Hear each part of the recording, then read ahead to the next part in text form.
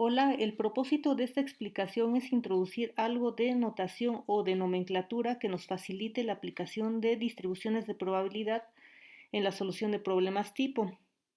Además, esto nos permitirá hacer más fácil la transición para el uso de algún software auxiliar al momento de hacer los cálculos. Esta tabla que vamos ahora a elaborar incluye las distribuciones de probabilidad de variable aleatoria discreta de mayor uso en ciencias e ingeniería. Comencemos recordando qué cosa es una distribución de probabilidad. Esta consta de dos ingredientes. El primero de ellos es la variable aleatoria, que se definió como un número o un conjunto de números que describen lo que ocurre en un experimento aleatorio, y la segunda sería la regla de asociación que estamos haciendo con su respectiva oportunidad de ocurrencia. Aquí podemos utilizar la función de masa de probabilidad o la función de distribución acumulada.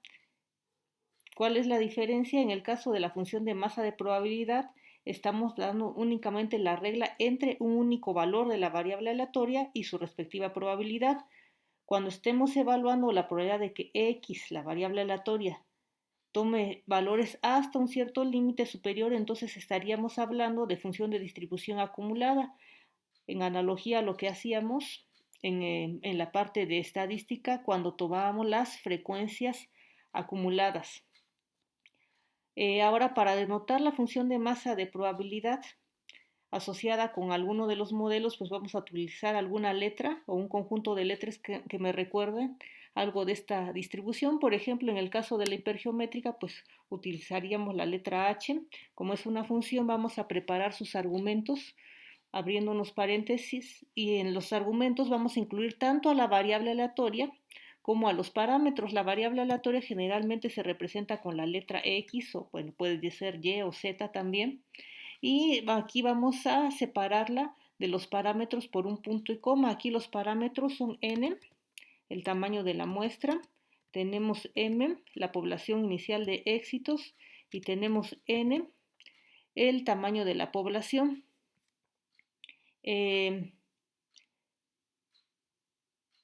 Aquí quiero hacer hincapié en lo útil que resulta el hacer la separación entre la variable aleatoria y los parámetros. Mencionaban en sesiones previas que una de las principales fuentes de error es al momento de identificar el modelo. Entonces, esto es en parte porque en el enunciado suele estar mezclada tanto la descripción del experimento aleatorio junto con la del evento. Entonces, una manera de evitar esta confusión es desglosar el procedimiento en dos pasos. Primero, identificamos el modelo, y esto incluye tanto la identificación de hipótesis en nuestro experimento aleatorio como la identificación de parámetros. Una vez que estemos seguros de que hemos encontrado el modelo correcto, entonces se procede a identificar el evento con sus correspondientes valores en términos de la variable aleatoria. Nosotros estaremos indicando esta separación en este desglose con el símbolo de punto y coma entre parámetros y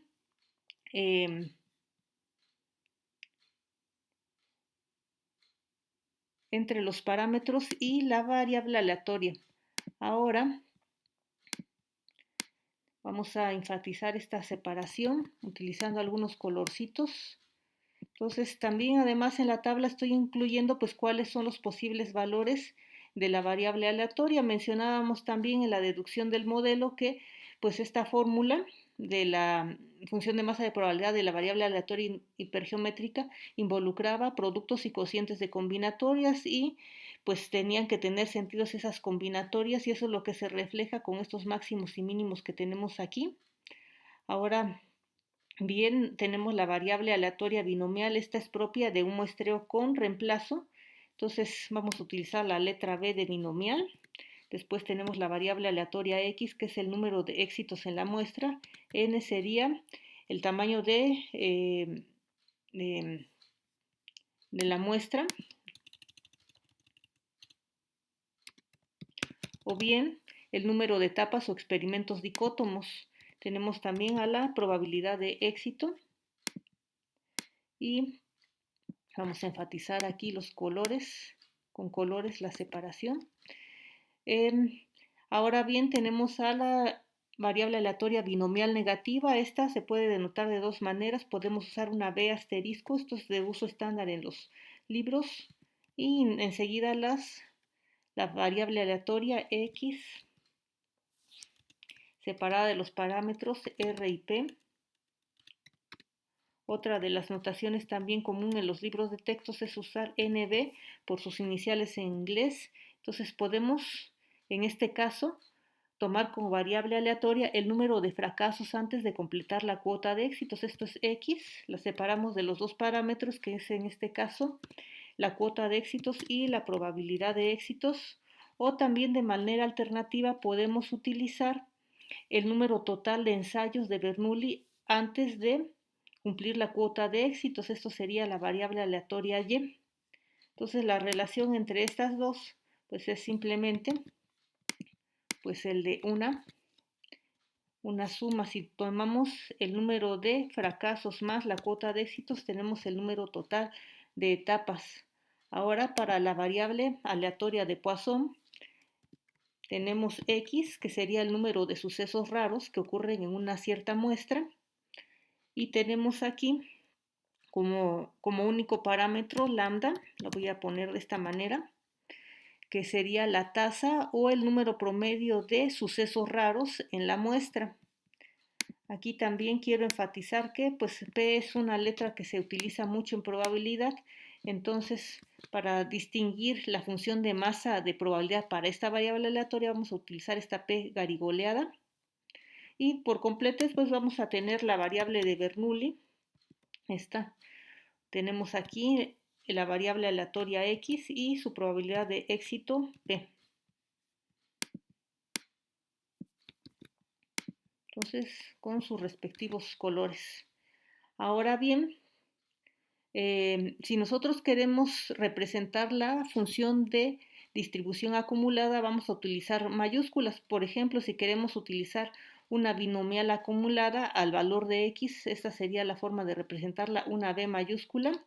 Y tendríamos a continuación pues una suma de funciones de masa de probabilidad, donde X, o bueno, en este caso Y sería el índice que corre desde 0 hasta X. Ahora pues podríamos resolver un pequeño problema para ejemplificar pues cómo es que se contesta o se resuelve el problema en términos de esta nomenclatura. Podríamos tomar, por ejemplo, cuál es la probabilidad de que en un grupo de 10 personas,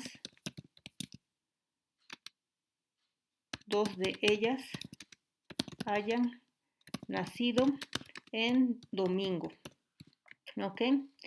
Entonces, en este caso, pues estamos en la situación de que la probabilidad de éxito se mantiene constante y tenemos un tamaño de muestra fijo a 10, entonces la respuesta pues sería en base a una distribución binomial. Como aquí es únicamente el valor de X igual a 2, vamos a tomar minúscula para indicar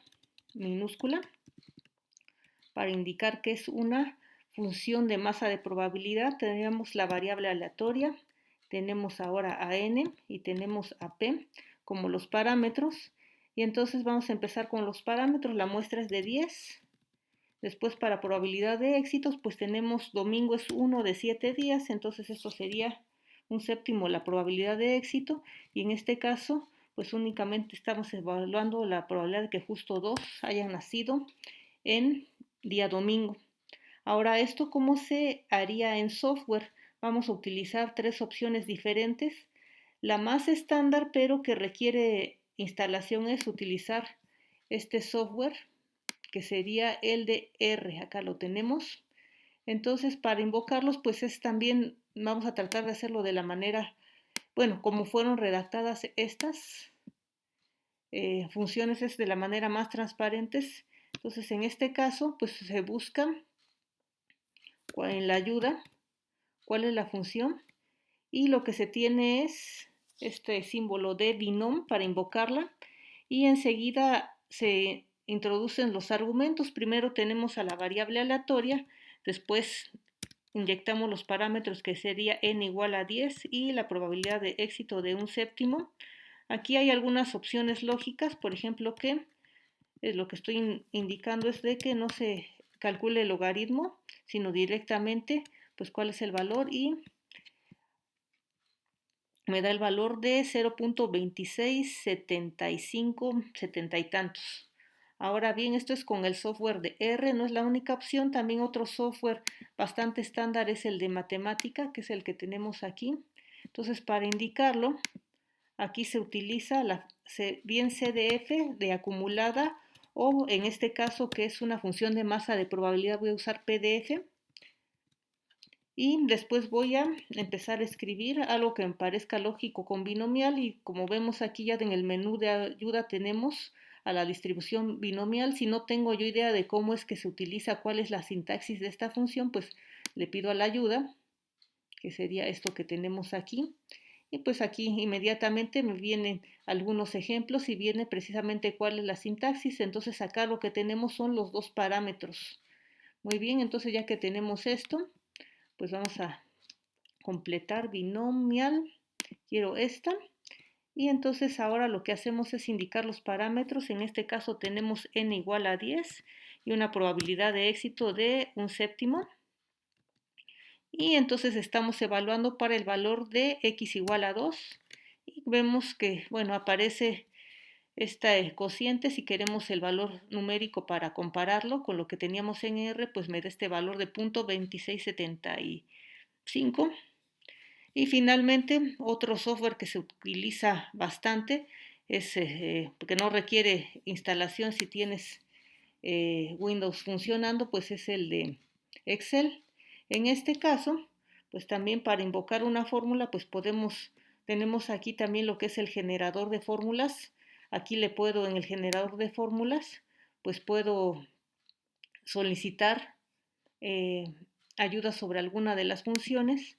En este caso, pues la traducción es bastante directa, empiezo a tomar alguna. Entonces, cuyo nombre me haga referencia a una distribución binomial, pues es esta dist binom.n, y aquí me aparece precisamente cuál es la sintaxis de la función. Primero tenemos el número de éxitos, entonces ponemos aquí número de éxitos, decíamos que fuesen 2 personas, ¿de cuántas? Pues de 10. Después la probabilidad de éxito la manejábamos a 1/7 y después aquí me aparece un valor lógico que dice si es acumulado o no. Como es función de masa de probabilidad, le indicamos con el valor de 0 y pues es este el valor que me da. Bueno, espero que este video les haya gustado y haya sido de utilidad. Gracias.